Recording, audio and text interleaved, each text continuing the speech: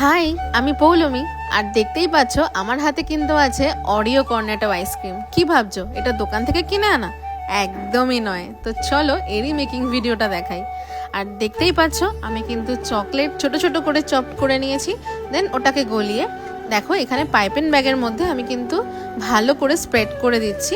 তোমরাও তোমাদের মতো করে যতটুকু ইচ্ছে ততটুকু স্প্রেড করে নিতে পারো। আমি একটু বড় করে বানাবো, তাই দেখো অনেকটা বেশি করেই কিন্তু স্প্রেড করেছি।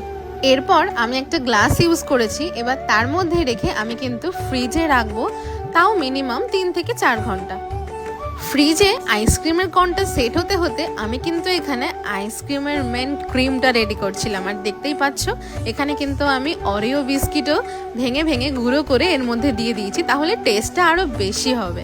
আর দেখতেই পাচ্ছ তোমাদের সঙ্গে কথা বলতে বলতে এটা কিন্তু পুরো সেট হয়ে গেছে। এবার আমি ক্রিমটা একটা পাইপেন ব্যাগে ভরে ভালো করে ভেতরটা পুরো দিয়ে দিয়েছি, আর উপরেও একটু গার্নিশিংয়ের জন্য অরিও বিস্কিট আর দিয়েছিলাম চকলেট সিরাপ। তো দেখো এটা কিন্তু পুরো রেডি হয়ে গেছে। এবার আমি এটা ফ্রিজে রাখবো।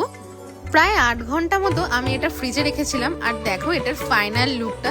তো চলো সুব্রতর রিয়াকশনটা তোমাদের সঙ্গে শেয়ার করব, আর আমাকে অবশ্যই জানিও এটা কেমন।